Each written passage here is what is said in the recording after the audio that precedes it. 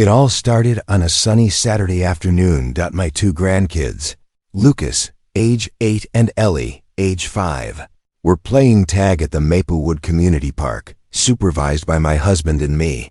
The kids weren't hurting anyone, just laughing, running, and being, well, kids.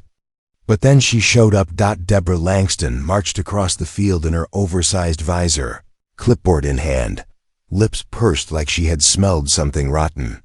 Children under 10 must be accompanied by a parent, not grandparents, she snapped, jabbing her pen at us. New safety regulation, just passed. HOA Policy 14.7, I blinked. Excuse me? Deborah, looking proud of herself, pointed to a laminated sign she had duct-taped to a pole. Parents only, grandparents not eligible for child supervision. Violators may be reported or fined. The kids stopped playing, confused. Why can't we play anymore, Nana? Ellie asked. Deborah crossed her arms. Because the rules are the rules. By the next day, we received an official notice from the HOA in our mailbox. Your minor relatives were seen violating community park regulations. This constitutes a Class B infraction. Access for said minors is suspended for 30 days. 30 days? Over what? I called Deborah to reason with her, and she smugly told me, maybe next time, their actual parent can supervise. I hung up. She had crossed a line. That's when I called my daughter, Rachel Monroe, a criminal court judge for the state of North Carolina. Rachel didn't say much on the phone. She just said, "Send me the documentation." Rachel isn't just any judge. She used to be a federal prosecutor. And once she smells injustice, she hunts it. She reviewed the HOA bylaws, the new rule, Deborah cited, and the legality of banning children from a shared community park. Turns out, Deborah didn't pass the rule through a vote. She printed her own sign, faked a regulation number, and enforced it anyway. Rachel called me back.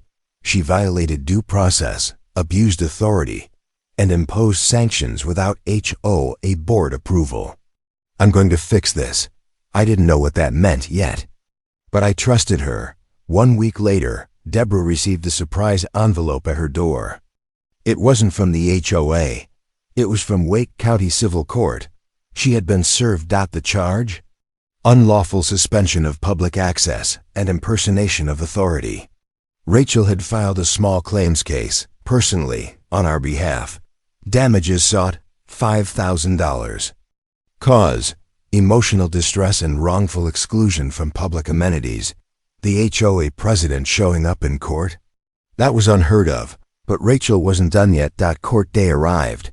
Deborah walked in with that same smug look, like this was all a misunderstanding. She didn't even bring a lawyer. Rachel, in full professional attire, stood calmly at the plaintiff's table. She didn't raise her voice, didn't posture. She just laid out the facts. The sign wasn't ratified by the HOA board. No record existed of a policy change. No HOA meeting minutes confirmed a vote. And Deborah had issued written fines, using her own signature. Then Rachel played the security footage from the park. It showed Deborah harassing us, scolding the children, and threatening to report us with a smirk. Deborah tried to object. I was just following protocol. Rachel calmly replied, "What protocol? Your made-up sign?" Even the judge couldn't help raising an eyebrow. Chapter 6. Judgment Day. The ruling was swift. The judge declared, Deborah acted outside the bounds of her HOA authority. He ordered, all bans lifted, her sign removed. $2,500 in damages paid to us for stress and inconvenience. Deborah's face fell like a deflated balloon. But the worst part? The judge added one more ruling. Mrs. Langston is temporarily suspended from any HOA enforcement duties pending board review. She had been stripped of her power. The news spread like wildfire. The HOA board was furious, not at us, but at Deborah. She had acted on her own, risking legal action for the entire community. 3 other neighbors came forward with similar stories of her overreach. Within a month, The HOA voted to remove Deborah from any leadership role.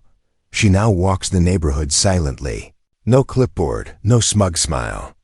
Just a plastic flamingo in her yard and a whole lot of side eyes from everyone. Now, my grandkids run freely at the park again.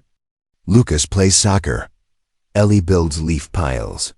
And my husband and I sit on the bench like we always did, proud, smiling, and legally untouchable. Rachel even showed up one Saturday, in jeans and sneakers, and played tag with the kids herself. Deborah walked by once and tried to look unimpressed.